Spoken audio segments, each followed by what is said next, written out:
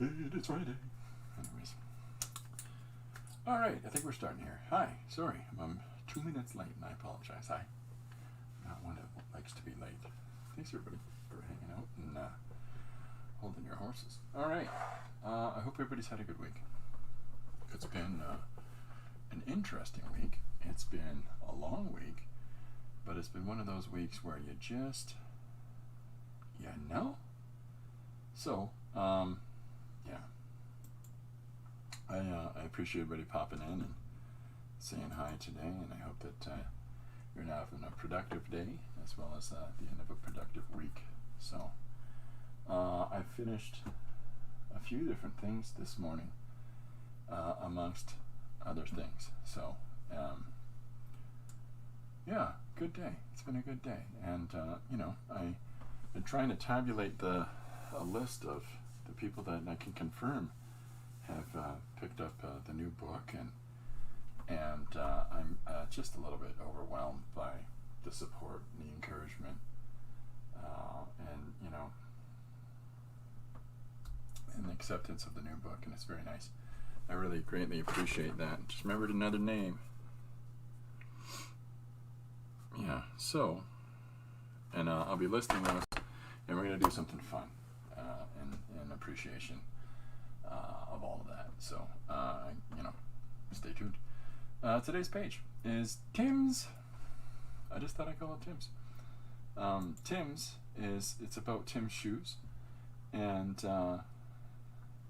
it's one of these fun ideas to play with the idea of in a suggestion that has a sort of lovely descriptive prowess. Like, here's the idea. It's an ordeal to go and pick up the size of shoes that this person Tim requires, and it feels like we have to go to an alternate universe in order to get them. That's wonderful. So that's how I came across today's page. And I did this in, if you go onto Patreon, you can see the original art with the zipatone and everything else, but when I converted this to a black and white, in this case brown line art, it unifies everything, and so you really don't see the clear distinctive differences between the zipatone and the non-zipatone parts of the image. It just sort of, it makes it nice and unilateral and flat in value, and I like that. So yeah, it's feeling good, feeling groovy. So hopefully the sound's coming through, and everything's coming through in the video. I'm muted for myself, so I can't hear myself, so hopefully that you can hear me okay. But the other thing that I've been working on that I stitched together is this scanned image, and this scanned image is just one of my drawings, just a sketch of something. And I do this where I'll sit down with random pieces of paper, whatever different sizes, and I'll sketch out just ideas, just characters, and there's no necessity for it to have some sort of result. There's no real intention on it being something specific. And so with that, it's just having fun. It's just exploring and allowing myself to composite these different parts of it together, and that's fun. To me, that's a good time. It just helps you to build up your skill set, or it helps you to develop a little bit further your facility for drawing, by just giving yourself these sort of tasks. So that's what that is. Hi, Maritza, welcome aboard. It's great to see you. Hola. So one of the things I thought we might do today, usually when I'm drawing a one-page story, oftentimes I will get off a track that we're on, and I will get onto a different track of trying to address storytelling techniques or approaches or structural questions that we might have about assembling pages. Let me get this mic closer. I'm sorry, in case you can't hear me too well. And so with that, with the fact that I will engage in things and take a sideways turn all the time and have no problem doing so, I thought maybe I should be a little bit more purposeful to engaging in some of these things in the first place, and to walk through maybe some of the sketching process that I go through in my head, where I'm figuring things out. Hi, Chris, welcome aboard. So, with that in mind, let me switch to the overhead. And oh, hey, it's the book. Yep, thought I'd show the book one more time. I'm really pleased. I just finally got confirmation that my stuff is going to come in, and the order that I've made.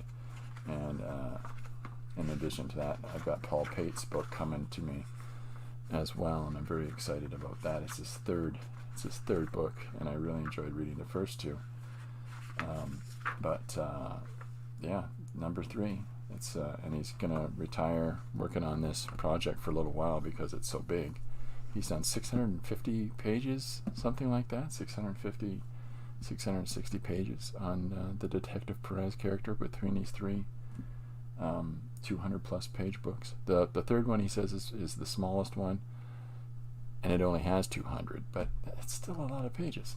So I'm really happy for Paul, and yeah, so I ordered his third book. With the generation of a lot of these pages, and the diversity of some of the character stuff that's in there. Hi, Linda, welcome aboard. I don't know if you had a chance yet to see your page today. But it's there. It's out there. It's called Tim's. I thought that was a fun title. So some of the stuff comes from just sitting down and putting marks on paper and sketching and playing with ideas, more so than being worried about an exact compositional notion that you're chasing down and an exact narrative that you're pursuing. And something like this, I wanted to draw this guy hopping down and then taking off. That's my objective for this drawing, and then the rest of it assembles around there, and sometimes when you do something like this, you'll find a narrative point you want to make that doesn't entirely have a lot to do with the page itself. So there's some fun in that. The other example that so you see some of the pencil pages and some of the different approaches. This is an assembly of a bunch of smaller images, a bunch of smaller sketched images that I've put together. And when you look at them in a larger context of me just sitting here drawing different vampires because the notion was interesting to me at the moment, but when you assemble them together, and you can try to figure out, well, what kind of structural narrative can I use these for? This worked well with the suggestion about vampires giving dental advice, and so of course that works. Why wouldn't vampires give dental advice? And then I figured out a motif for embedding an image in behind the text itself, and little tricks like this I picked up during this one. So this is where you take these random sketched things that you've got kicking around, these random illustrations or just workups that you're doing, and how can you utilize those in a uniform way. So this is where you'll see some pages like this one or the horror monster one, and all these vampire guys, by the way, were something I was just doing amongst all these horror monsters just to draw them. But 2 pages came out of this, but I think the initial suggestion was horror movie characters. And I went, oh, this vampire one came in, that's great. So we can assemble some of these sketches that we do and utilize them in some certain way. Now, I've shown my sketchbook on here before, And so with the sketchbook, and I'm flipping through quickly on purpose, so bear with me. With the sketchbook, it's an awful lot of just, sorry, I lost my screen, putting together images of structures, or putting together images of figures or characters, or assessing images that I'll see in different things I might be reading and try to do my own little interpretation of that, or writing down some ideas. And so a sketchbook should be used. It's seldom that I do finished images. It's seldom that I do stuff like these. Very seldom that I do that. And the reason behind that is that, well, there's a preciousness to this, and I'm trying to do a specific thing in this approach, and that is trying to figure out how to encapsulate a character with a single image, and to illustrate what it is that's about them. In this case, the things go through, like this lady can go through walls, or things go through her, this guy's got lightning, this guy's a giant, etc., etc. And so I'll do a few more on this page here, and then that's that. Because seldom do I do an image that I don't eventually go and cover over, which is where you'll see these are two finished pages that are underneath the surface of these drawings. There's the guy on the space tractor and his wife, and complaining about all these alien babies landing in their field. Or I'll do stuff like exploring graphic elements that I can incorporate into stories, and trying to look for that, a form of expressive language to illustrate explosions, or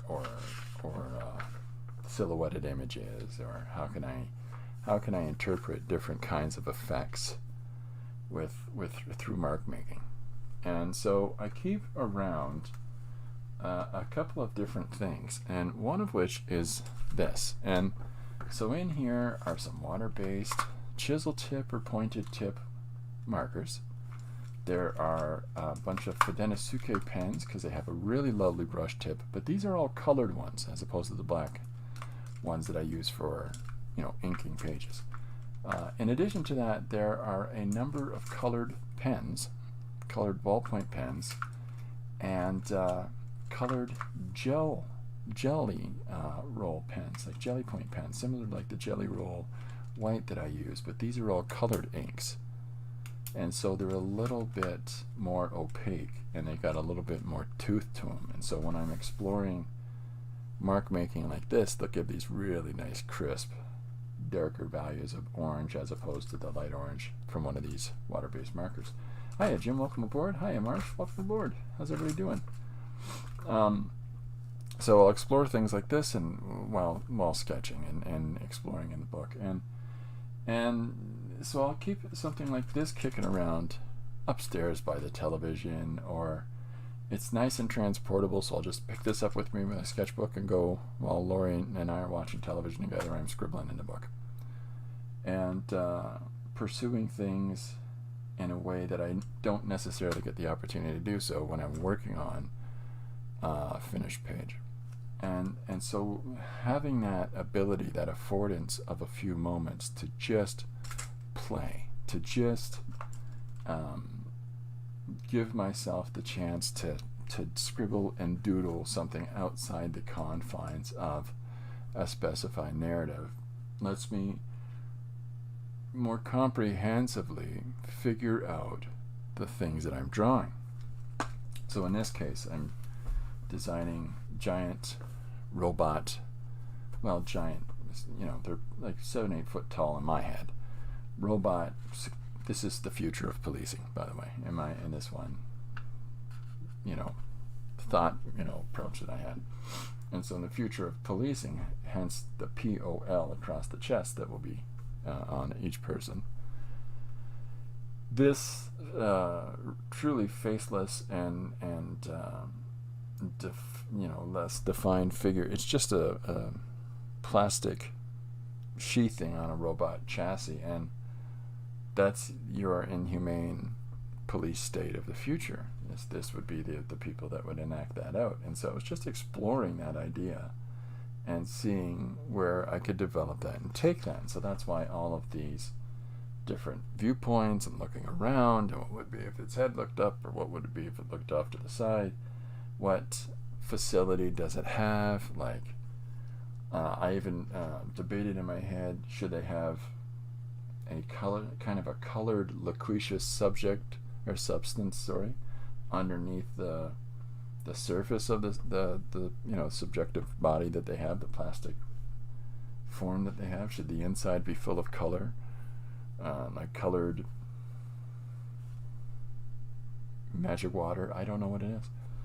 And if there's a good one, should he have a different, like one that goes against his programming to fight against the forces of oppression or something like that, if that was to be a story? And should that have a different color? This is all the sort of idea stuff that goes through my head when I'm sketching up one-page story ideas. And so doing enough of these and doing enough of this little sort of exploration, just explosions and shape language to define effect. When we do enough of this sort of stuff, it helps to remove that thinking for us. I don't necessarily have to think too much about an explosion per se, because I've spent a few minutes of drawing different kinds of explosions or different ways that I can interpret that. And one of the things about looking at older books, like let's say the Jack Kirby one that I showed a couple of days ago, you can see the ways that he draws things. And is there any idea in that of interpreting it through my own lens, for the way I express myself, that may be a real benefit to me? Hi Tori, welcome aboard. So I need to consider things like that, but it's not such a laborious thing, because I've already played in that schoolyard there. I've already explored the dynamics of that a little bit, like just this effect here, and so having the opportunity to just give yourself the free form to just make some marks with different tools together, or to try different combinations. Let me zoom for a second on this, because I tried something here that I think has worked, but I haven't used it yet. And that is, I used one of those stencils that I bought in St. Thomas recently at the Craft Hive. I used a really light gray marker, and I put these effects in here. So as this guy's going, boom, here's all this sort of a explosive technique applied through these elements, the stars, the lines of dynamic tension or action in different ways. Here's the gray ones, here's the black ones, ballpoint pen, really lightly colored gray marker. There's some white paint over there to put some interesting characteristics in whatever this cloud or explosion or wreckage, not so clearly defined in my head. Driving on the highway with Lori, not only did I have one of those robots stuck in my head again, but just drawing cars as they're going past us on the highway, and trying to find some shape language in order to illustrate light and how the light moves off of the headlights of the car in darkness or in rain. In this context, it was raining, and so I thought, well, look at how the lights have this sort of different illumination, but at the same time it's stretched. And so how can I illustrate that? And how can I have some sort of interesting approach where I eliminate, fully detailing the front of the vehicles, because they are washed out with that light? And just explaining, expressing myself in different ways of trying to explore some of those ideas. And it's those things that sort of engage us and enable us to see where we go forward.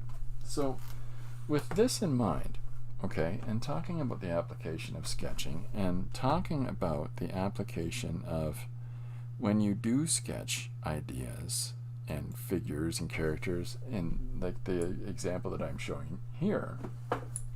Hiya, Paul, welcome aboard. Cool vehicles. Cool, Paul. Paul, your book arrives on Sunday. So when I'm doing sketches like this, so what I did afterwards, after I did the sketches, I randomly painted over them in yellow. Why'd you do that, Chris? I don't know. I just did, and so it's just an application of just exploring. And I thought, well, here's this random sheet of paper with these figures on here that I've drawn, and where do I want to take this? Do I want to develop it further? And a good way to give it a little more, to keep it from warping as an image. Like if you start coloring sections on a piece of inexpensive, cheap paper that you've drawn, and you start trying to color the different figures, it's going to bubble up in different ways and stretch and pull your image. If you just do a flat value on it, like just to paint right out of the tube, not much water in the brush, just enough to make the brush go hello, and then you paint it over the entirety of this illustration and let it dry, it tends to have a flat ish uniformity to the image, and then you can work on top of it in all kinds of different mixed media applications. But that was the approach here, and then it sat there.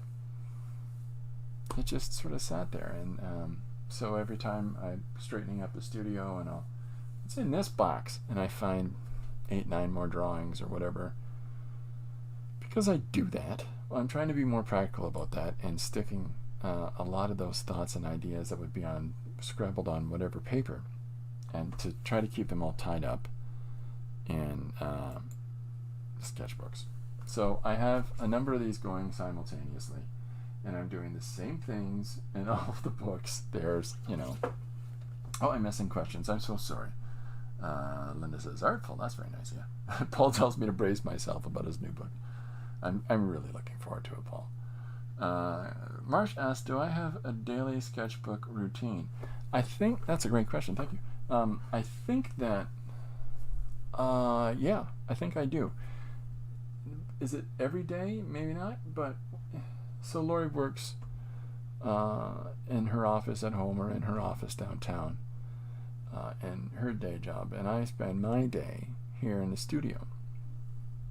And when we get home together, we'll have when she gets home and I, there's my day in the studio, and I come upstairs and join her in the kitchen, and we have dinner together, and then we'll watch some television, we'll go for walks, you know what I mean? But when we get a chance to sit down together and just decompress a little bit and talk about our day is a nice moment. But then when we're watching television, I'm not just a watch TV guy. I'm have a sketchbook in my lap and doodle like a maniac, or try to answer questions that I have in my head, visual questions, technical questions. And so because I'm watching this show, with my wife, and it's following along as we do, but it doesn't necessarily mean all my focus and attention is there, because there's a part of me that just has to scribble and doodle. And so that's where I'll have one of the sketchbooks in my lap, and I will do whatever. Outside of that, I draw during the sermons on Sunday, but I draw the sermons, right? And then it's technically a good thing. And then if we're going for long drives, and Lori's the one that's driving, I'll sketch then. If I'm the one that's driving, I, strangely enough, still have my sketchbook in the van. And that is pretty much when I'm sketching, is when I'm sitting static, is when I'll I'll just doodle. And so that's what the result of these things are. And I'll show you.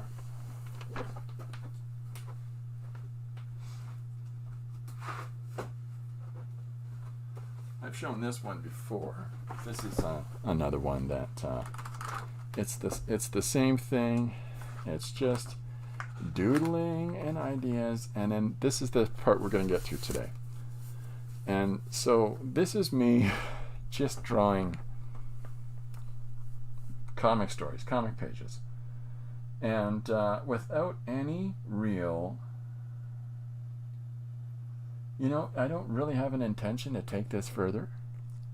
I just don't. These are just thumbnails and breakdowns of laying out full pages and telling stories about these characters and just exploring ideas. Now I do a fair amount of these things, and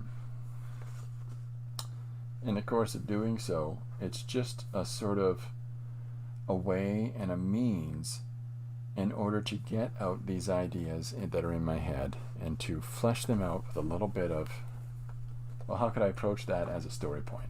Or how could I develop this page? Or what with this, how would I go about, doing this image of here's a map with here's all these photographs laid over top of it, and in order to try to explain a history of a place. Or how do I draw, a scene involving a giant guy? Or, here's all these characters assembled before the king.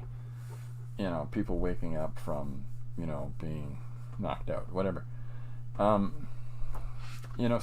it's another avenue of exploration. I thought that might be something that we try today, and an even more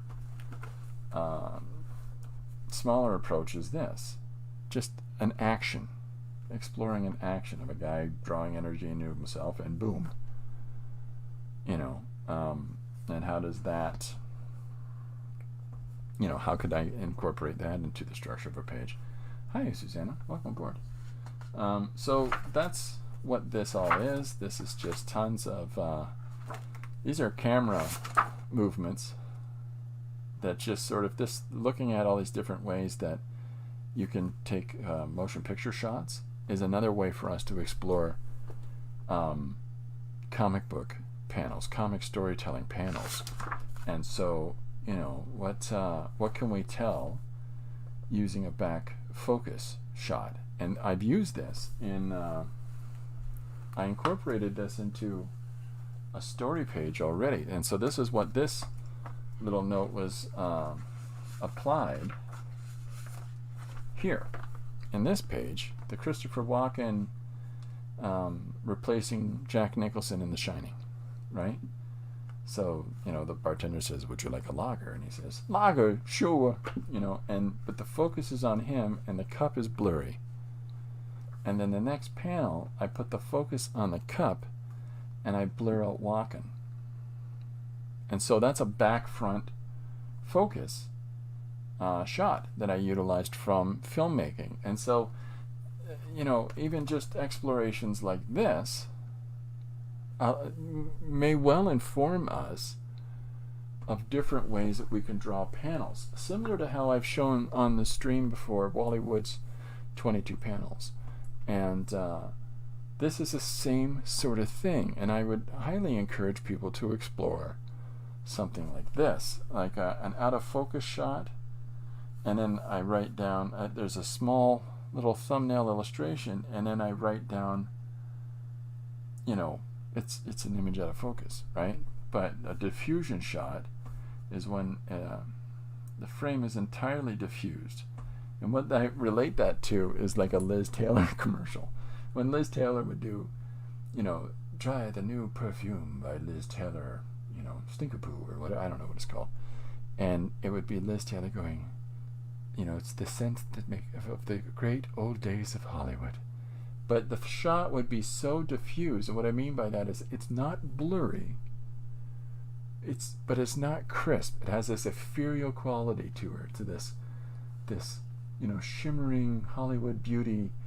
But the truth of it is it's her hiding her age. And by diffusing the focus, it enables her to go, oh, I'm still perpetual Liz Taylor. And I think she's in her 70s at the time, 60s or 70s at the time.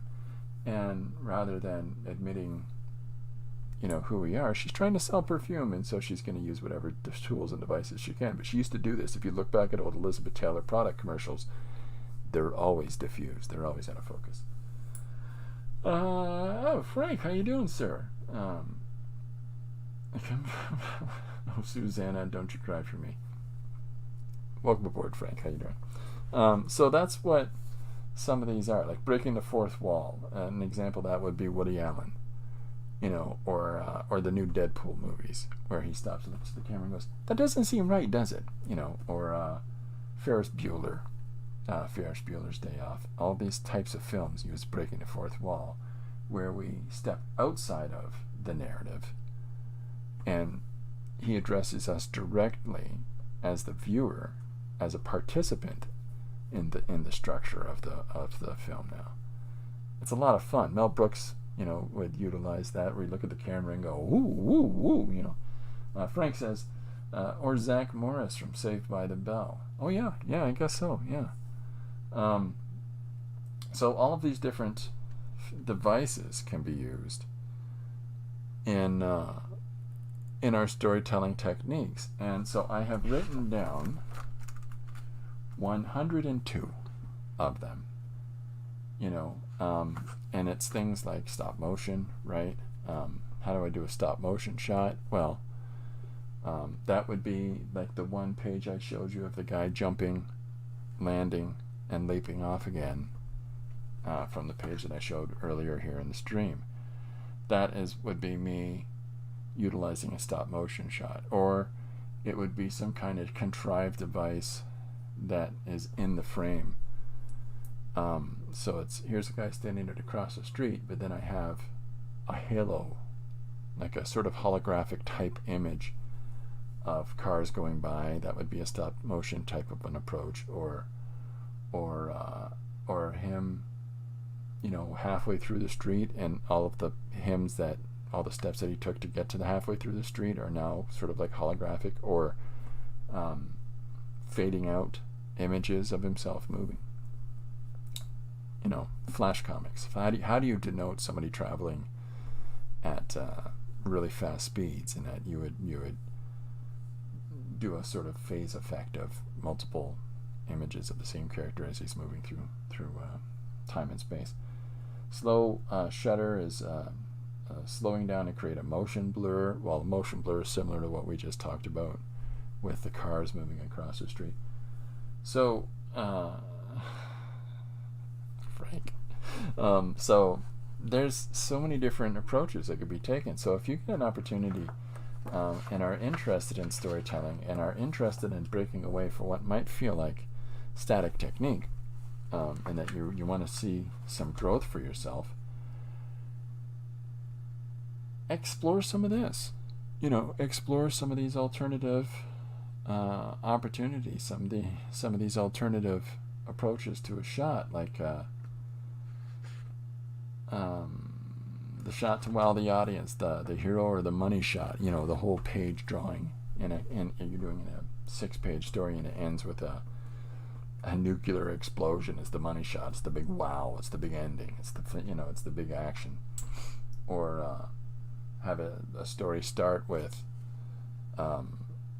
somebody holding up a pistolero, and the way the shot is it's right over the barrel of a gun towards the person holding it. So it's it's one of these. Yeah, you coming out? You ready to go, pal? That's the money shot. So yeah, I can walk through these further at some point in time, but what I thought we would get into is some of the stuff that I showed earlier, and that is breaking down some quick page doodles, some quick page illustrations. Marsh asks, have I ever read the 5 C's of cinematography? I have it, but I haven't read it yet. It's supposed to be really good for comics as well. Any exploration into cinematography, and I've got a few different cinema books on cinematography in the house here, but any books on cinematography can only aid you in drawing sequential images. And the underlying reason for that is that those films tend not to be put together unless some visual artist has sat down with the director, producers, and tried to get outside of their head the visions that they wanted to incorporate on the film, in conjunction with maybe some of the locations that they've scouted or some of the vehicles they know that they're going to use. And so they try to figure out, how can we pace through this film in order to save ourselves an awful lot of exploration time on set by having the whole thing laid out in advance. It's called storyboarding. It's a really basic thing, right? But because of storyboarding, storyboarding is essentially drawing, comic images, comiquettes of what's going to happen in the motion picture. So that's why they go so hand in hand. And that if you study enough, if you have some measure of comprehension about how camera movements work and in relationship to how you can use some of those devices, like I detailed that in that 102 frames, if you can utilize those in your storytelling, and you can try to incorporate some of those heightened techniques of zoom focus, or pacing in a story, or drawing the focus of attention on a singular character in relationship to the space within a frame, like if it's a small person in silhouette walking down an alleyway, but the camera is got a wide lens that's picking up all of the dark alley as this person is walking off into the distance of the overly saturated, brightly lit street, and they just walk out of our view. They just disappear into the bright. There's an emotional context to that, but while you see it visually represented in motion in a film or a cartoon or television, whatever, it has one emotional sensitive you'll get from it. But if we can figure out the static images that we can utilize to capture those key parts of it, to pick and choose those specific moments that enable us to engage in eliciting that emotional feeling, or that visual response, that visual feeling that's generated from that moving shot. And it would take a couple of panels, like here our guy is walking down the alley. The next panel is the same alley setting, but maybe he's moving towards the light a little more, like a few steps farther away from us, and then and his form is starting to wash out with the light that's beyond him, and then the next one is him disappearing into it. So we can use that sequence of images to solicit the same response from our audience that they might get from watching that in film. So good examples of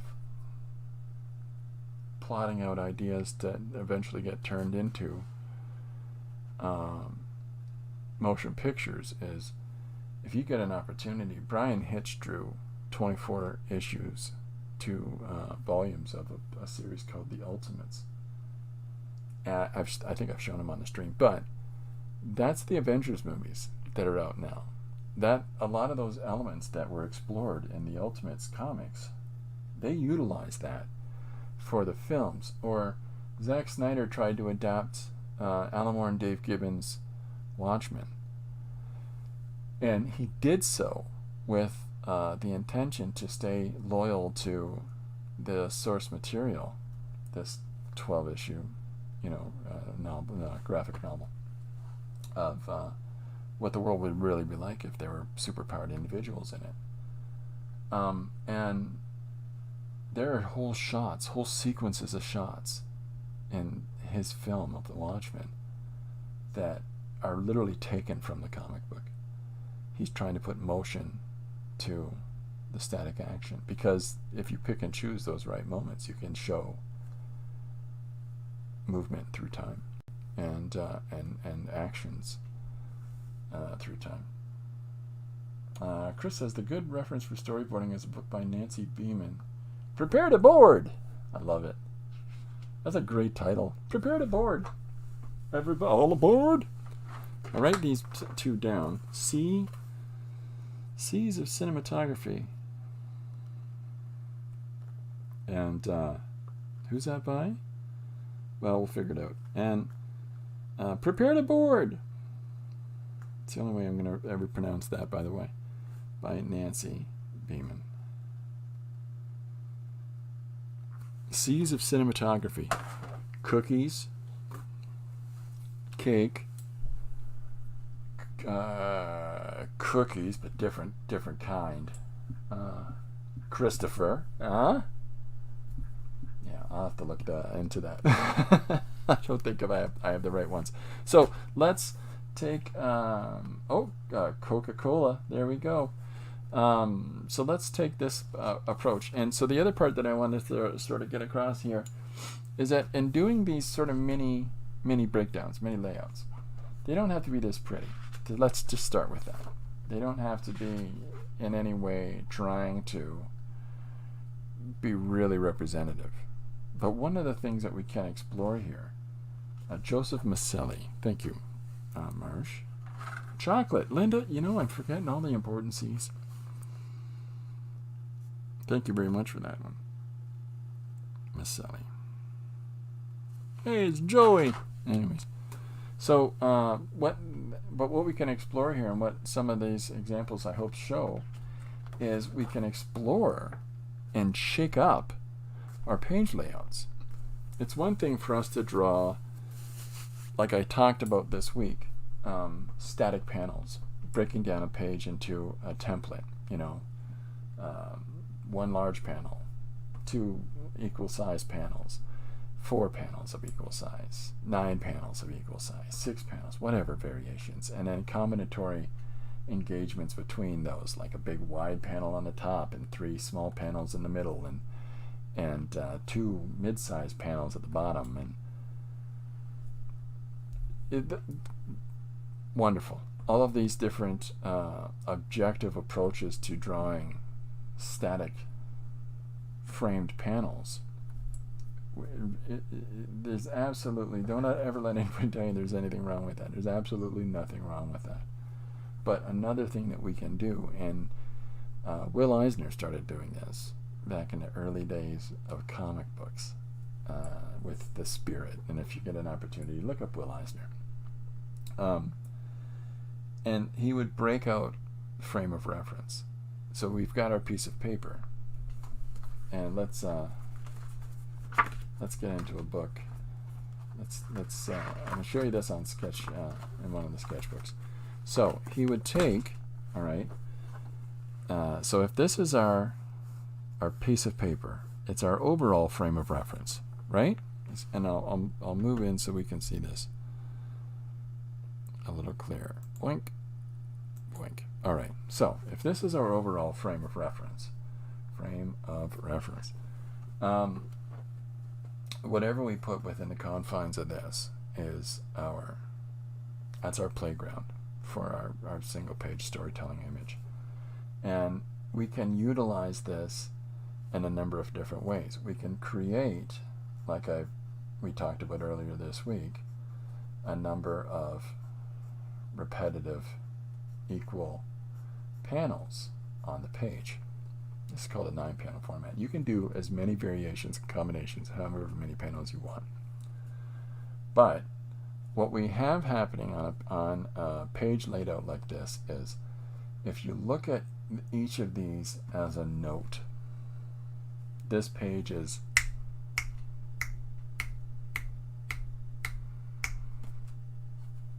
I think it's 9. This is equal rhythm. Each of these actions is the same size. Because each of these frame of reference are the same size. So each of the things that you draw in there are going to have the same, objectively the same amount of time, applied to them. And then, with that, a larger image, it's a longer note. So this image has more time given it to it, right? So if you look at pacing and storytelling in this way, this is really clearly defined because you can see visually a static rhythm, right? What is Scott McCloud material here? Well, he's not the first one to have done it, and he's not going to be the last. Steranko did it, some of it before McCloud, but McCloud's really technical. Okay, so pacing is this, right? And if you look at it like that, then you have an understanding of pace. But where the departure comes in and you make it more of your own is where you start allowing yourself. Oh, thank you, by the way, frankly. I missed your comment. That's very nice of you. But when you start breaking away from the conformity of the static image, the static square rectangle frame of reference, that border around your panel and the image have to be contained within it, we can break out from that and explore the real estate of our page in different ways in order to engage the viewer's eye to move around. So in a page like this that I've got on the screen now, where these figures are breaking outside of the panel here and here on these two sides, just to draw us in on more of that action of what's going on, of all of these different people waking up. And it gives a little more room, a little more real estate, just a little more of something to the panel itself, to the drawing itself. We're not locking ourselves into that square shape. We're allowing our image to express itself out of that. Because in this context, our frame of reference for this page is that first thing that I showed you a couple minutes ago, and that is the entire page itself. And so all the stuff that's confined within it, those are our smaller frame of reference. But because we have this large and broad one, and now we're utilizing these shapes and breaking the form of them in order to just allow ourselves to enhance our image, to explore it more. In this case, this figure, as she's standing here, rather than cut the line across here, I just broke her out and dropped it a little bit lower. Is there any reason for that? No. Her hand moving into this panel there's a reason for this, though. As you read this panel and the text leads your eye across here, okay? And then objectively, you move back towards this figure here because we look for the faces, and these bodies, the line slightly, very suggestively, there's these little movements that take us back to the face, so the next direction in the storytelling. So her hand leading into this panel leads you from here, right, Western world, left to right, and you move across here, you go back down to there, but her hand and her body dropping into this panel, rather than skipping across to here, leads your eye downwards. And the motion of this person grabbing two other individuals and running as fast as they can is objectively what you're chasing after now. And from there, you follow the body back up to the face, and there's the text that leads us into the next part, and to this figure who's bordering right outside of the page. Now, whatever my initial intention was, if it was instead of this form to draw this form, I don't know. Probably, though, because I like this a lot better than this, which is probably what that arrow is trying to say. Use this one.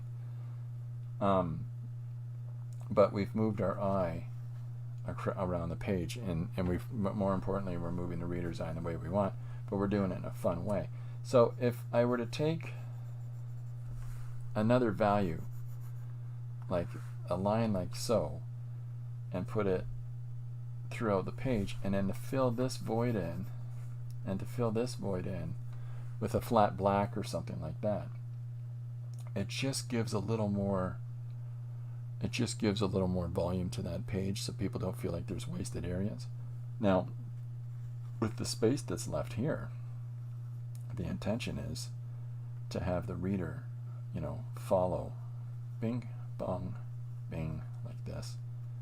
Here she is, there she is, there's her writing, and there's her writing. And so we use this basically dead space idea to fit in text, right?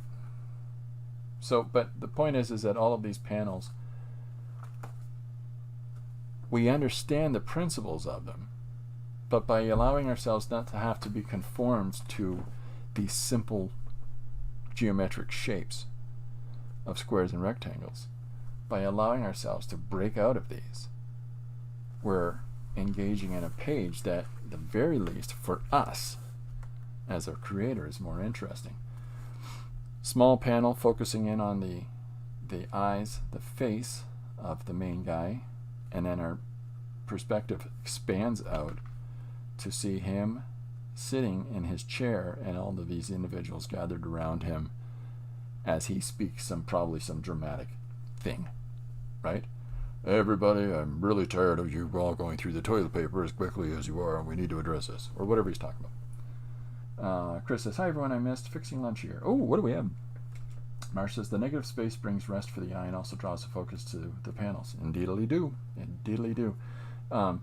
It gives rest for the eye, yes, but it draws the focus to the text as we lay that over the negative space. So if we, in this case, where we're utilizing what would be dead air, in here is actually a place for us to bring our text and just allow these action lines to not be interfered with.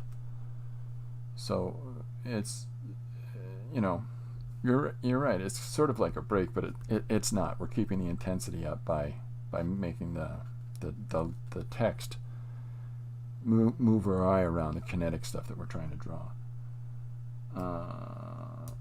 Troy's saying hi. So in this panel, but yeah, if you utilize negative space in the right way, it definitely is a pause. It's a break. It's a moment. That's what the space between panels are, is that in between in the rhythm. So in a page like this, where we've got a smaller panel, I could draw it all the way across and put a line underneath it. But having it inside here, it's just more visually exciting to me, right? And if it works for the viewer, great. Then we open it up. We've brought that shot, the tighter shot, in an open, wider scene. Here's all the people assembled around him as he's complaining about how much gas they've been using when they borrow his car, whatever it is. And then we flip the shot to these two guys. Now, rather than using another panel underneath again, like we've got here,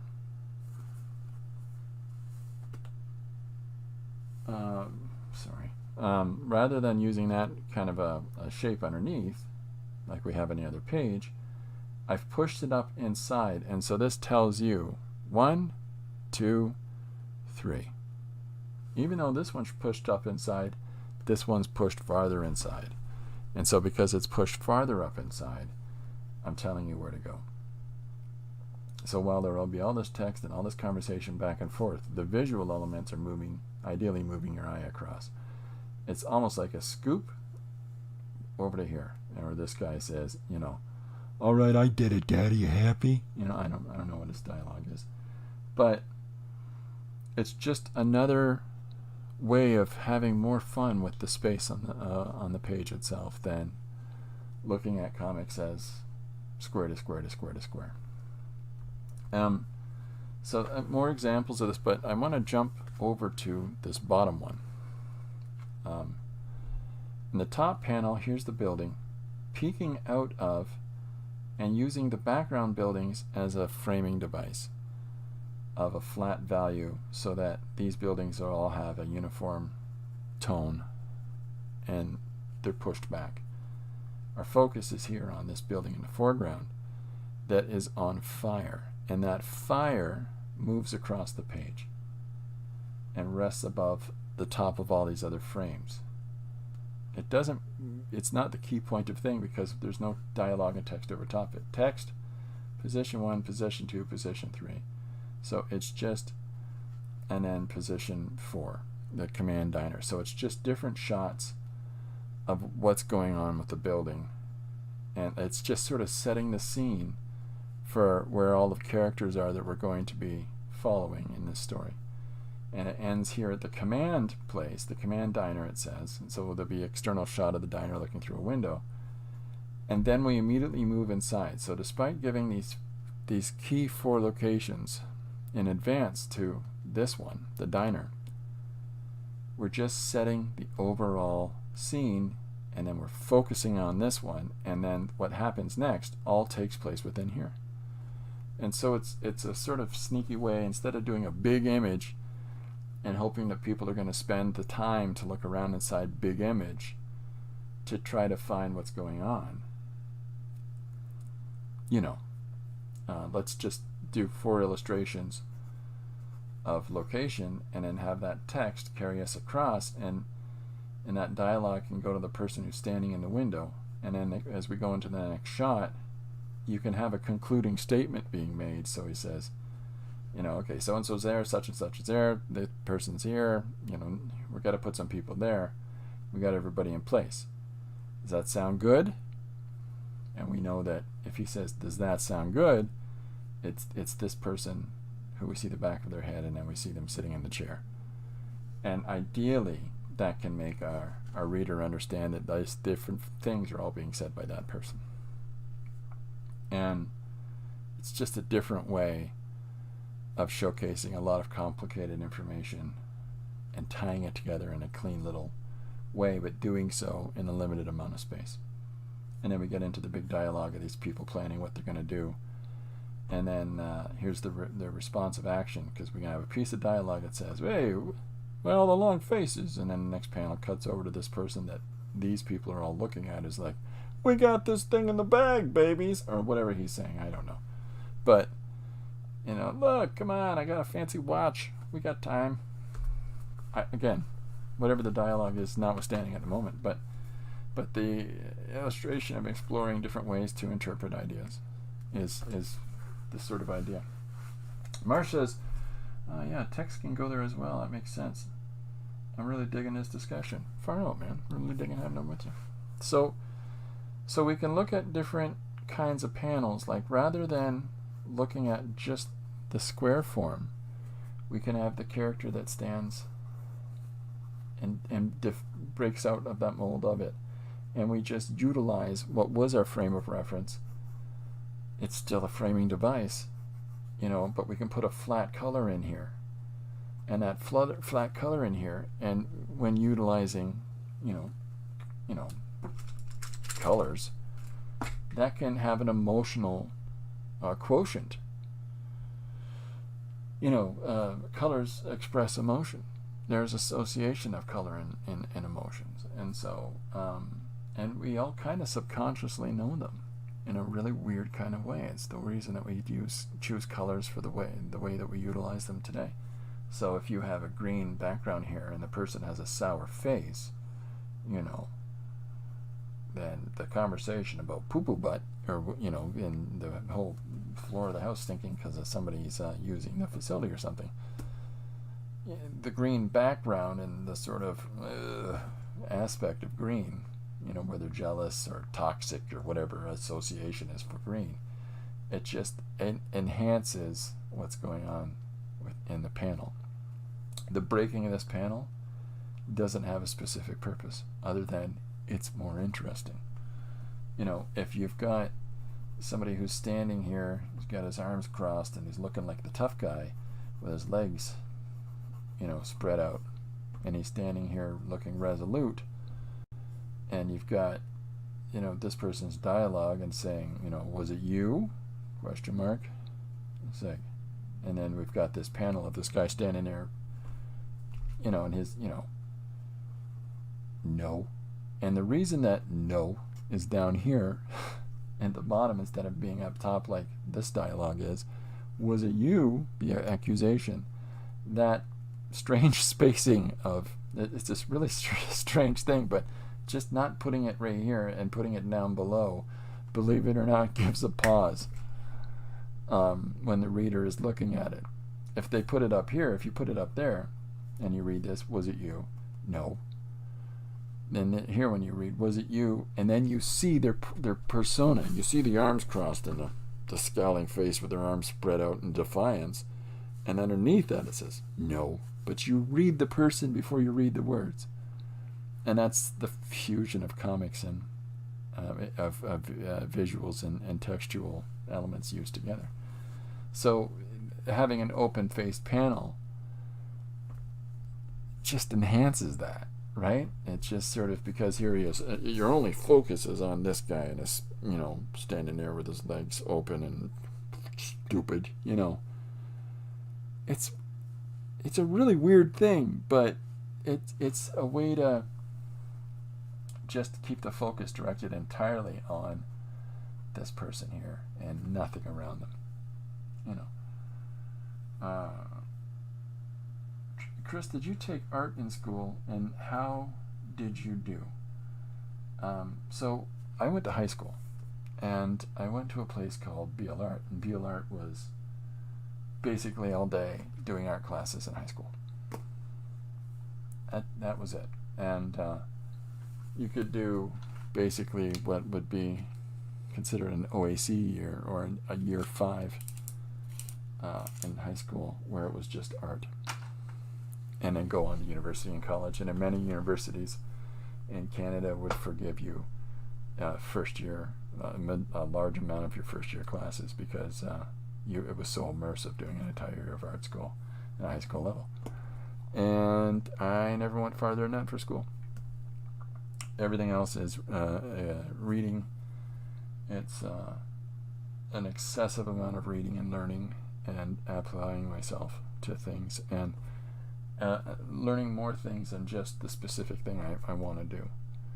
The more that we read, this goes back to the Northrop Frye conversation yesterday, the more that we read, the more that we intake new ideas and new thoughts and new levels of understanding of those things, the more that it expands our ability to engage in stuff and to understand how things work. So I'm a nerd, but no, I didn't specifically go to an art school. I just did the extensive art program in high school. So, but thanks for asking, Jim. That's very nice. Yeah. Okay, so here's an open panel example, just to keep it more interesting. If we look at the same panel shape, and depending on what we want, we can utilize a different combination of panels that directs the eye.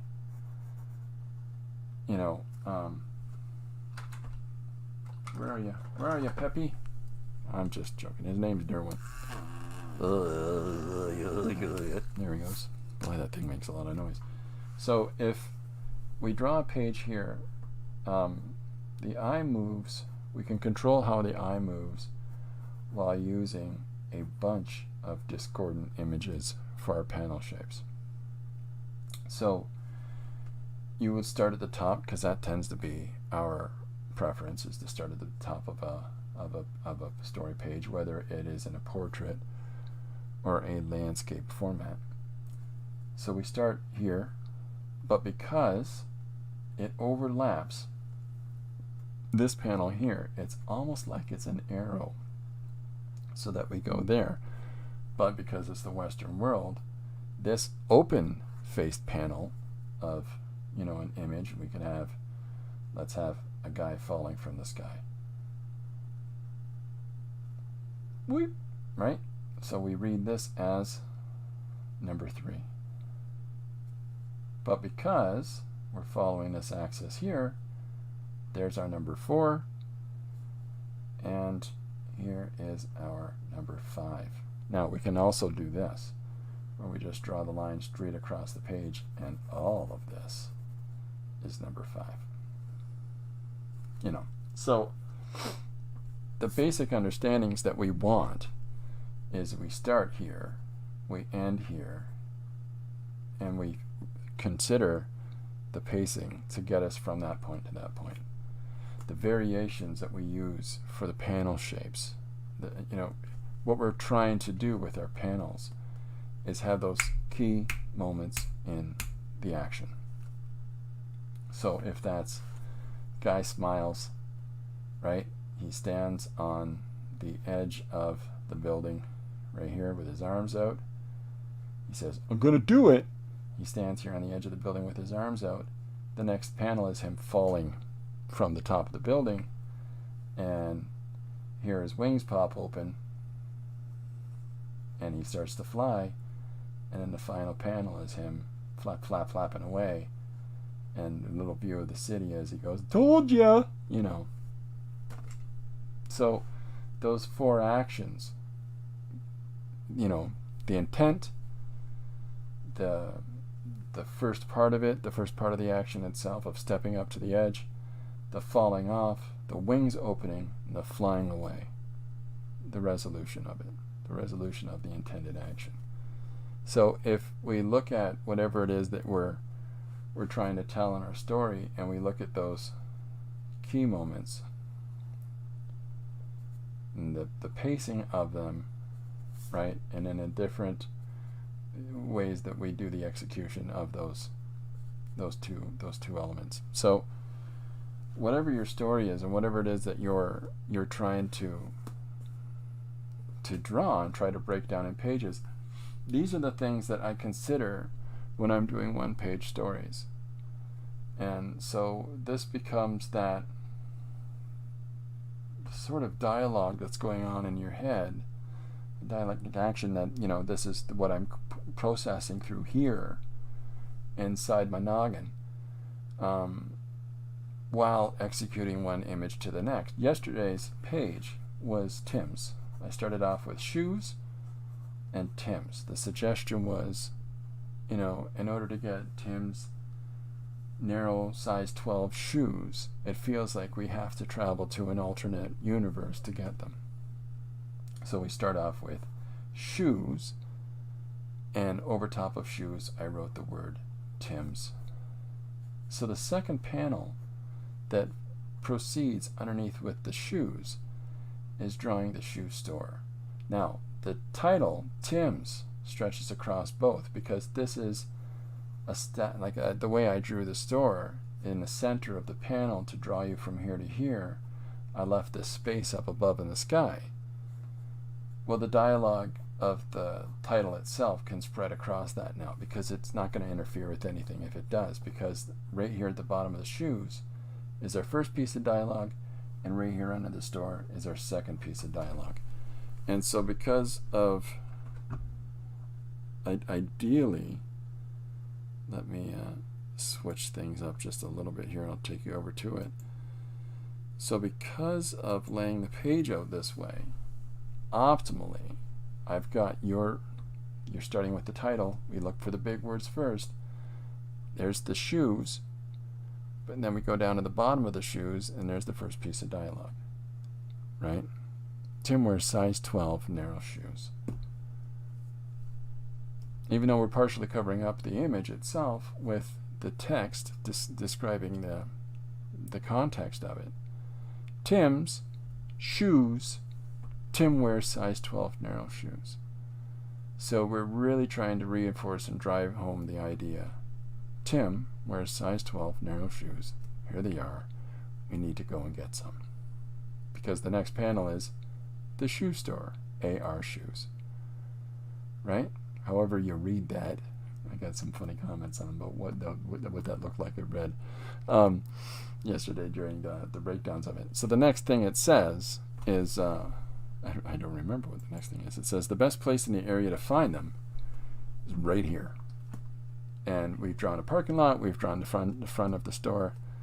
AR shoes, shoe store. So then when we step inside the shoe store and we continue our narrative, and we take the reader to the larger elements that we introduce along the way. So we started with Tim's shoes. He buys them here in the front of the store, regular stuff, but in the back of the store, that's where you can really find the stuff you want. And then of course the back of the store is a dimensional portal that takes you to a place where there's giant shoes, and you try to kidnap their children and come back. Ha! Try to grab them in pairs. So we start with mundanity and we go off into the crazy, which I tend to do. But what it does for us is that as a writer and an illustrator, we can take whatever flight of fancies we want. Let's be honest.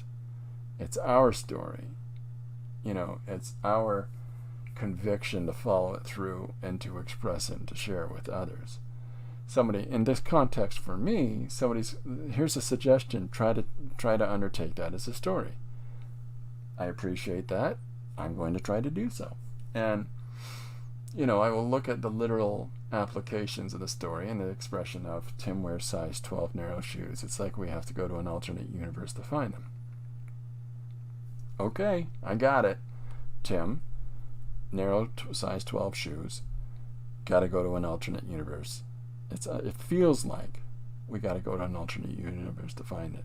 Well, let's take that feeling and then just go with it completely, and let's go to some sort of doorway at the back of a shoe store that takes us to an alternate universe where we find the shoes we're looking for.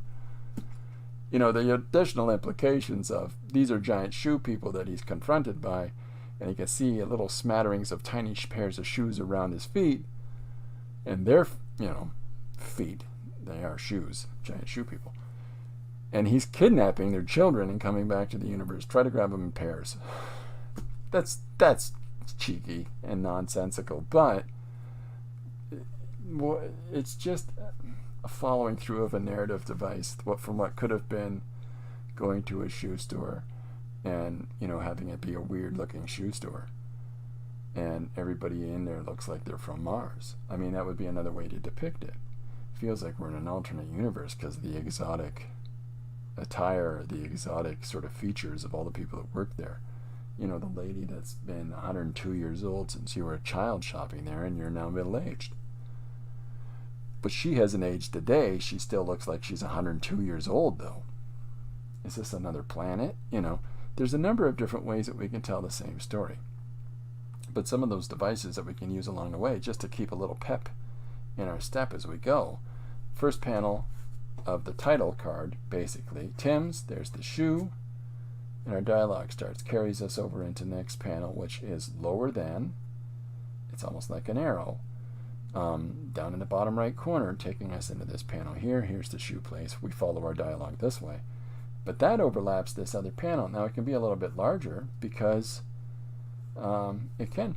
It's up to us. But there's a little arrow movement again in that corner panel, the corner of that second panel, peeking us in the top and the bottom into this next panel. Right? The next panel, we can have a gutter between the two. We can give ourselves a moment from this whole leaping business. And it's like Marsh said earlier, those spaces between, that negative space, can give us a moment.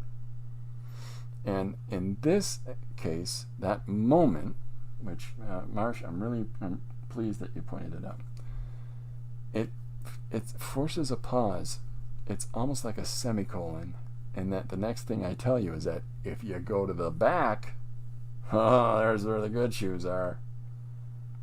And the back is almost like this highway to heaven moment like you used to see on the Michael Landon program, where it's like, here he is walking on the highway and the edge of the highway starts glowing. Ooh, right? But that pause allows us a moment before narratively and visually we say this. We take this turn in our narrative from here's a shoe. If you go in the front of the store, shoe store, we're illustrating examples of shoes.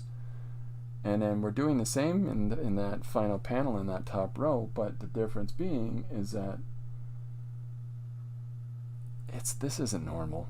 It's not a normal shoe store. We've taken the mundane 1, 2, 3, and now we're giving ourselves a pause before we step into something more than that.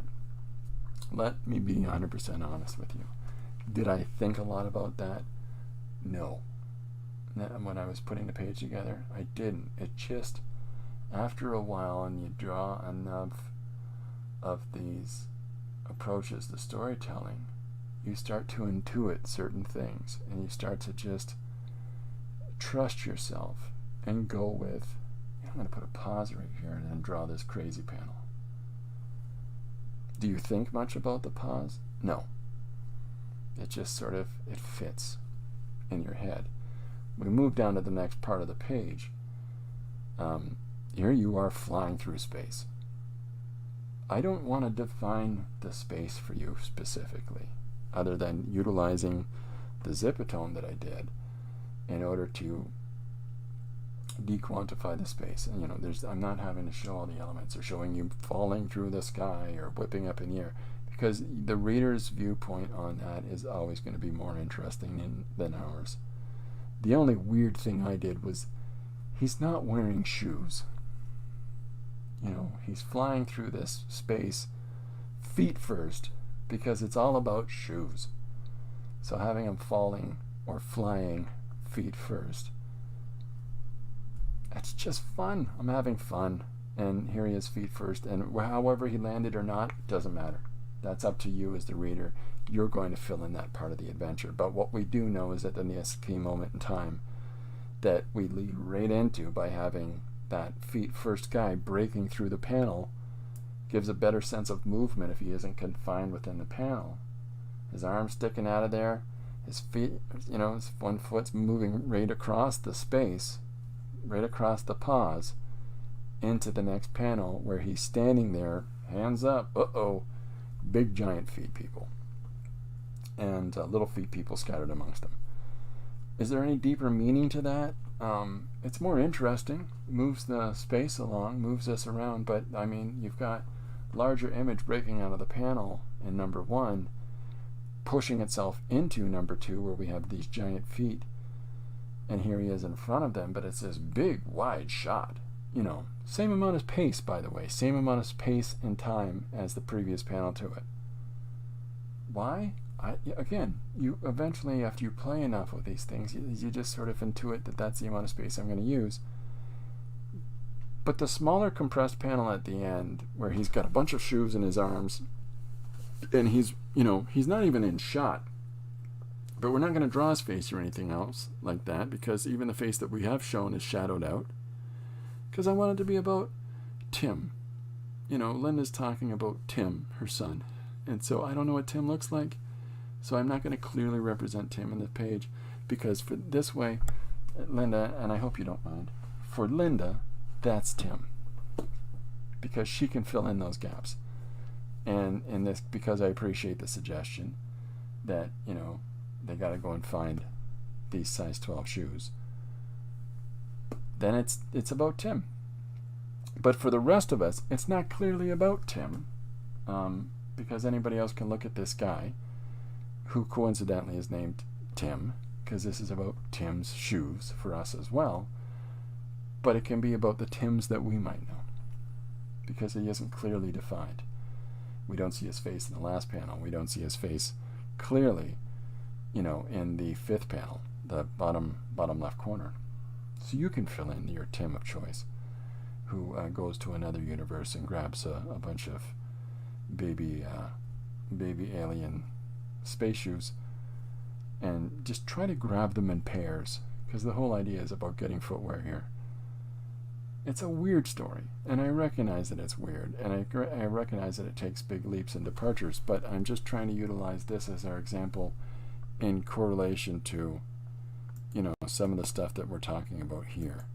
And so when we look at these different space breaks, and we look at these different layouts and these different elements of shapes that we can use in telling our stories, when you're drawing and when you're taking a moment for yourself and taking the approach to try to tell a story in a limited amount of space or an expansive amount of space, you got 50 pages for this thing, you can take as much time as you want to tell about whatever the action is in your story.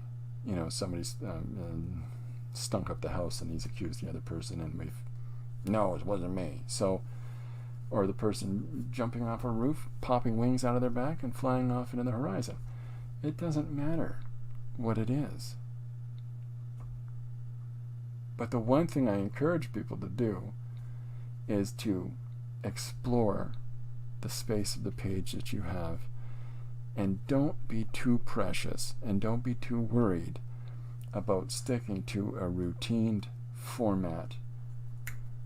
Action, action, action, action, action, because you can have the key elements, the key moments in your action, down here, your key moments, and you can paste those out on the rooftop, standing on, I'm going to do it, steps up onto the corner of the building, And we're representing that really roughly because these are thumbnails, right? These are simple drawings to break out and explore ideas like we've done here, but our thumbnail here isn't so small. It's a little more clearly defined, but this is just telling tighter pictures, but it's accomplishing the same thing. Look at this as a step 1 and build it up a little bit bigger as a step 2. They're doing the same thing. And whatever you feel comfortable to do, whatever feels more fluid to you, do it like this, or do it a little more fancy and advanced. If you're going to do it a little more fancy and advanced,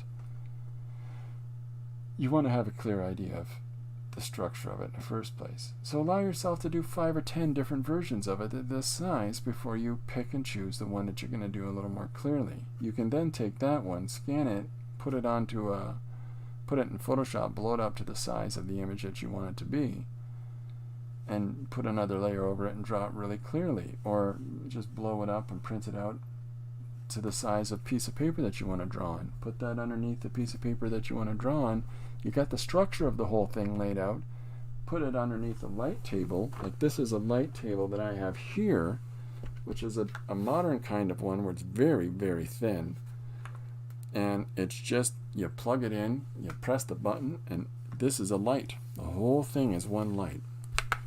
This also does a really great job of this fantastic tool that I have beside me, and that's a window.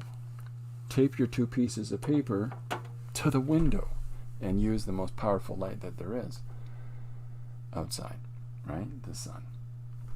Linda says she loved how I envisioned the story. Oh, well, I'm glad, Linda. I appreciate that. Because when people give suggestions, a lot of the time I keep those people in mind when I'm doing the one-page stories. And here's Jim's suggestion about a guy playing guitar while riding a horse on the edge of a 4th-dimensional parallax. So it's with Jim in mind that I drew the story of a couple of guys talking about their cool film, and I tried to give them some sort of Californian surfer dialectic and said, bro, okay, so here's our film, right? And give them that cliche television Hollywood voice, or Californian voice of, bro, so we're making a movie, right? Me and my friend Bingo. And he's like, what's up? So they're those guys. And then the science dude, right? And so as I'm drawing these elements that they're putting in their film, and our science dude, right? He's like, hey, dude, it's got to be this kind of a way. And then I interject, and I interfere with the page, and I say, look, listen, whatever you get up to with your friends on your own recreation time, it doesn't mean the film's going to make any sense to anybody else. And it's from the suggestion of a horse riding a bike on the edge of a 4th-dimensional parallax. If I numbered my pages and did a content, it might be easier and less of the paper swiping sounds, and I apologize. So, hey, what's up? My name is Rod, and this is my bro Bingo. Sup? We're here for funding for a sci-fi movie. Yo. So picture, right? This cool, crazy horse, And so this panel, right into this panel, the horse leads right over it. But that doesn't interfere art-wise because we're following the narrative, and it's so dense that it takes precedence over the pictures. So this picture, right? This cool, crazy horse, he's riding on a space bike just jamming. So there he is. Bird jam, or the horse jamming on the bike. And he's just jamming. What's it called? A cello. It's a type of guitar. I'm cheating a little bit. Jim will let me cheat. Jim will let me cheat because Jim's a good guy. What's it called? A cello? So then a science guy says, and then we pull into this panel with our dialogue. Right here to right here. And we're breaking the rule, but we're moving left to right, but we've done it with this downward sweep and draw you back up visually and textually together in this joint action. This crazy business of the 4th-dimensional parallax thing that Jim decided to insert into the suggestion, I'm trying to define that here. What it is, it's more like If you do a rotating image around a light source, and inside of that image you have a whole bunch of illustrations of a horse moving through space, and then you spin that with the light and you look through the little slats and the little gaps, this parallactic device lets you see that horse move. I just made giant light crystals in the center. So I'm messing with the suggestion that Jim gave me and incorporating real devices with enhanced fictitious devices. So then a science guy says, the space crystals are unaligned. Heed the cosmic horse's warnings. And then they both say, righteous, our bros can love that part. And then I interrupt. Before we even get to the responsiveness to their own action, my hand interferes with that panel here and says, stop. So whether you read this or not in the first go, maybe you read it on the second, it's just giving you a little more play time with the page. If you go back through it again and the second time you see the guys go, righteous, our bros love that. Or you spend more time looking at the image of the horse in the drawings. Stop. The ideas that you come up with during your recreation time, it might be nonsense to others. And then it's me interfering in my own page and putting myself there saying, I got to draw a horse riding a bicycle while playing a guitar, though. That's for me.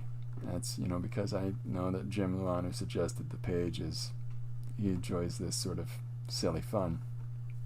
He wouldn't have any problem with me interrupting my own page and saying, and being the guy that I'm in, the type of a guy similar to the characters are like, bro, me and Bingo are going to tell you about our movie. Yeah, I'm kind of that guy too, so, dude, that's cool, right? So, whatever flight of fancy we take, the way that we use shapes, and here's this sneaky, cheeky thing that I did in here is put an extra panel in. And optimally, somebody here has noticed the extra panel. If anybody, I'll give you a moment. If anybody that might be watching, where's the extra panel? Can anybody describe that to me on this page? Jim says, that one is a Hall of Fame, Chris. I'm glad you like it, Jim. Can anybody tell me where the extra panel is? I know this isn't a teacher-student moment. It's just fun. Have fun. Does anybody see the extra panel? It's a very sneaky thing. The bike. Yeah, it's the bike. The bike it's a free-floating panel that punches out within the larger frame of the bike. This panel, the main panel, goes all the way across the page. The stars, the space business, all of it is behind, right? The science guy, it's behind the righteous dudes. It's behind me interrupting and me saying, that was fun. The different colored background, flat value background, the stop sign behind my head, this is all shape language of me playing. Thank you for guessing that correctly, Marsh. But the bike and a focus on the bike. Panel draws you down to panel, moves you diagonally across the panel, stop. It's a really subversive little elements that we can put in for our own edification. It doesn't necessarily mean anybody else is going to pick up on these elements at all. But when we're doing our creative exploration and our storytelling approaches, we're having fun. It's for us, right? The interaction, the engagement, in this context, Jim's suggestion for the horse on a bike. In the other context of Linda suggesting Tim's adventure to find shoes, and her adventure subsequently with him. But the suggestion of the page and how we apply it. Here's the base. Let's play. Let's have fun. Let's jam with a horse on a bike. Or whatever context that we're using, whatever tools that we want to, and exploring panel breakdowns in different ways than this, and adding elements like these, and playing with more things like a stop sign when I say the word stop. It is red. It's a muted kind of red that works chromatically with the green, but it is red, right? And, And then that secondary pause of that cream value, which again worked dramatically, and I've already snuck it into the page, it does a little halo line around Rod and Bingo. That cream color is already there. The stop, the impact of the red, and how it works as a complementary value to the muted green that's the base value of our page. Far more than the black, which you would think it would be, but it's the green. Red, that's the whole point of that, is to make you stop. Stop! I said stop. I showed you stop. There's a stop sign, right? It's so silly, but it's subversive language, because and if you're an adult that recognizes stop sign means stop the car. Don't run over people. Stop and look before you drive into the oncoming cars. Whatever. But I do it twice. And I do it in really sneaky ways. One, stop, hand up, stop sign. And then I get you again with the cream color, makes you stop. And my thumb goes, hey, and takes you back and goes, horse, right? Pushes you back into the page again. It's almost like I'm encouraging a person to read the page again. Get back in there. It's a horse on a bike. I drew a horse on a bike. Whether you paid any attention to that in the initial reading of the page, I went, horse riding, playing a cello. Okay. Science guy says, get back in there. That's a horse on a bike. We can do whatever we want in our storytelling, and I highly encourage you to do whatever you want in your storytelling. It's your story. You're telling it to somebody else. You are. You're doing it with the efforts that you make in your narrative techniques. You're doing it with the efforts that you make in visualizing elements that you incorporate within those.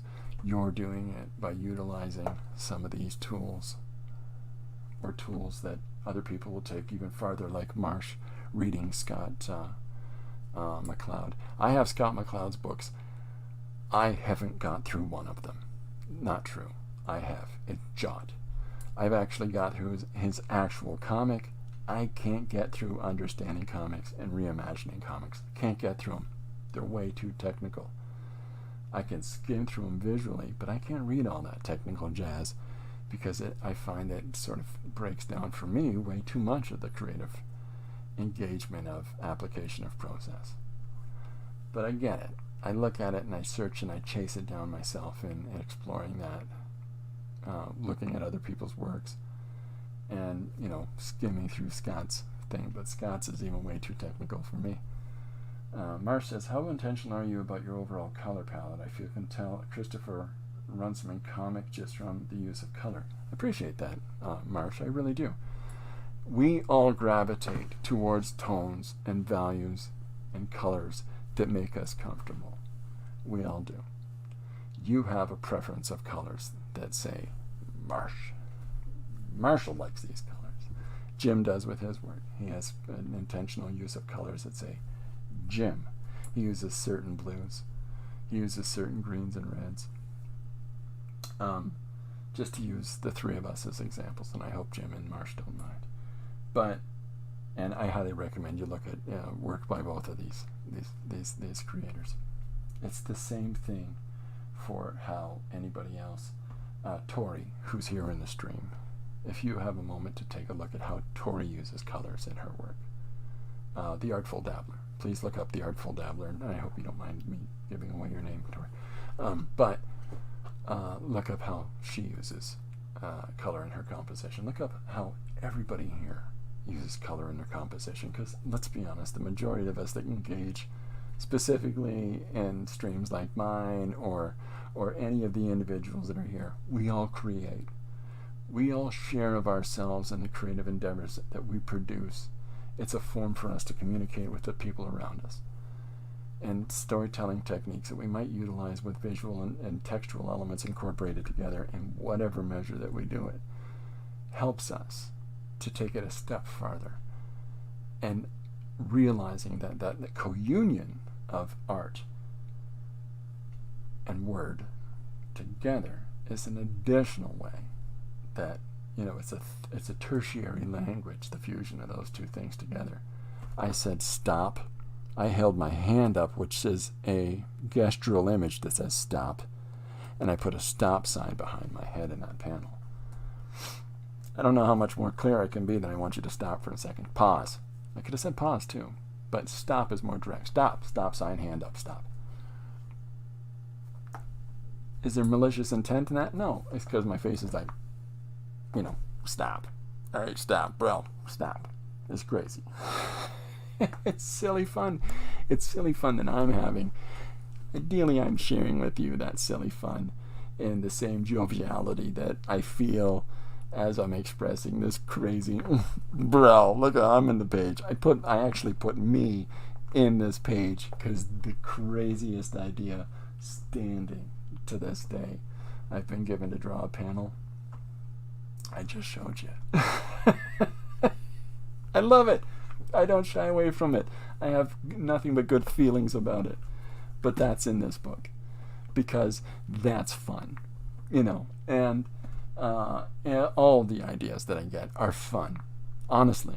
Why? Because they got to go through this fun filter right up here in the noggin, however malicious they might be. I got a page suggested to me before that's in my previous book, and we're going to wrap up around this. Marsh says that's true. I can tell Jim's work by his colors too. That and Jim's incredibly stylistic approach to his storytelling. It's not just the way he draws; it's the way he tells stories. And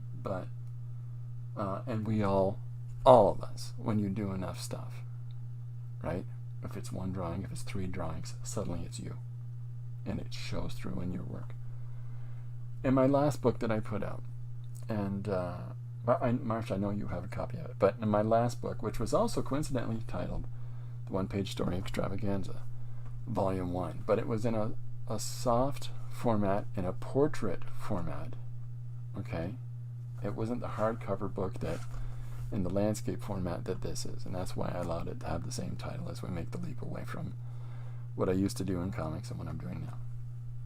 But in my previous book, somebody suggested to me, and I've always felt that suggestion had a bit of their own experience in it, and that is when a male vulture cheats on its mate, and maybe it's how I'm reading it, but when a male vulture cheats on its mate, the entire flock attacks him. Okay, so that can be taken in a really negative way. It can be. When somebody cheats on their partner, everybody around them goes after him. Maybe that person's had experience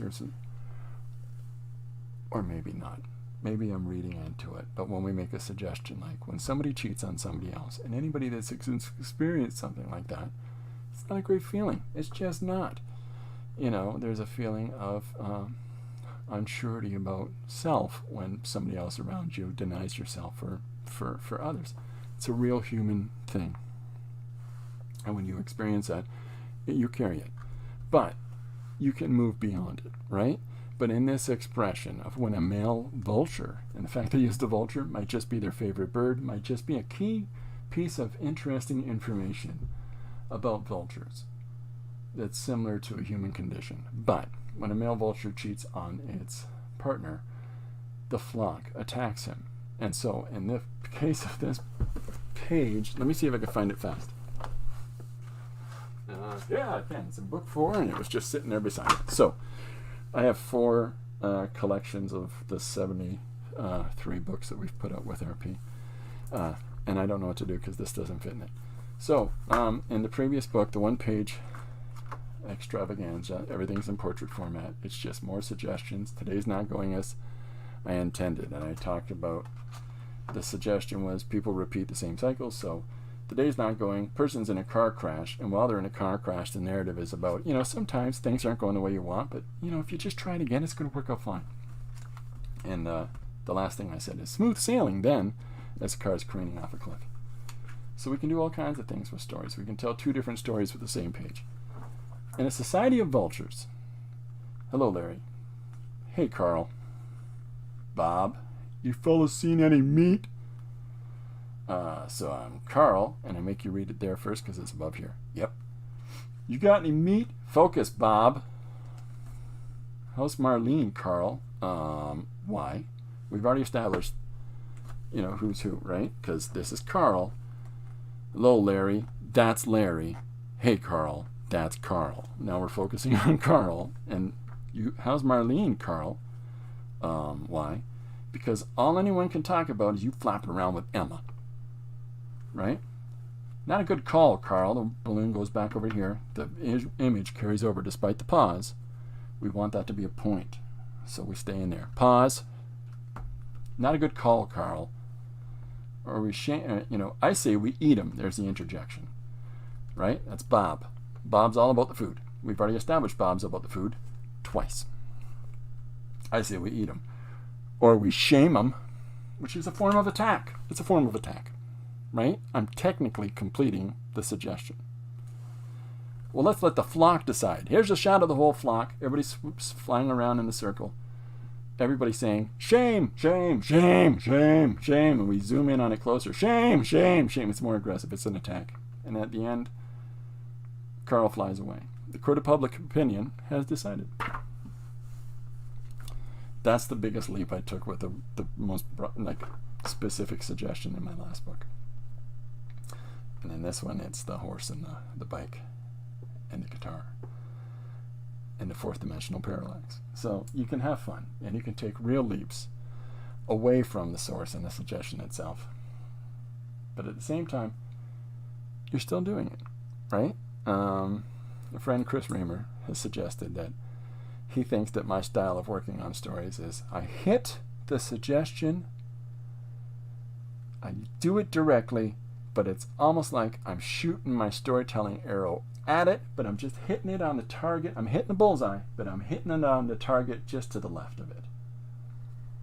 I think that works. Today's suggestion. Let me pick one out, and then I'll get crack-a-lacking on it and get it done this weekend for Monday. Because I promise you a page a day, right? So, Monday, I need to have Teletubbies are Power Rangers in their larval form. That's a kind of suggestion that my friend Chris Reamer gives me. Teletubbies are Power Rangers in their larval form. That'll be the page. There it is there. That's the suggestion. It's highlighted because I haven't done it yet. I did a snowflake with hands on every arm for Josh Kimball and Dickie C. God. That was suggested by somebody that goes by Palindrome, which is very fun. And Dee Dee said anything that has to do with Corbin. Rachel said shoulder pads gone wild. I've done all these. Teletubbies are Power Rangers in their larval form. So that ought to be Monday's page. All right. I hope this helped. I just wanted to talk a bit about sketching up page ideas and engaging with you on that and interacting and sharing some ideas along the way. Just because sometimes it's fun to say, hey, look at me, I'm doing a thing. Watch me do my thing. Shiny me. To me, personally, it's more interesting to say, hey, I'm doing this thing. I'm doing this thing from your ideas. It's important that I let you in on how, because I don't believe, and I think that a lot of people that I engage with on a regular basis don't believe in hoarding the secret knowledge. That's not what's important. What's important is if I'm storytelling and this is my process and how I engage in it, I want to share it with you so you can do it too, because I know you can, and I love seeing when you do. However you do it, I love seeing it. Cool beans. Okay, that's it for me today. I will be back 2 o'clock Monday afternoon. 2 o'clock, 2 p.m. EST, Eastern Standard Time in North America. Okay, 2 p.m. And let's have some more fun. If you have a one-page story idea or suggestion that you want to make, 3-word prompts, a random piece of dialogue, a weird notion in your head, please, this is a safe place that we're all interacting together. Feel free. Share that with me here in the stream, here on the video if you're watching it after the stream's over, in the comments on Instagram, Facebook, and my Patreon where I share the original art. All of it's under my name, Runciman, or variation therein, Runcman, and I drop the I in some things. Have fun. Do your thing. Share it with everybody else. Let's all communicate with one another, have fun doing it. But thanks very much for spending the time with me today and having a good time doing it. I hope you have a great weekend. I'll see you Monday. Bye for now. Thanks, Chris. Chris, that's fine too.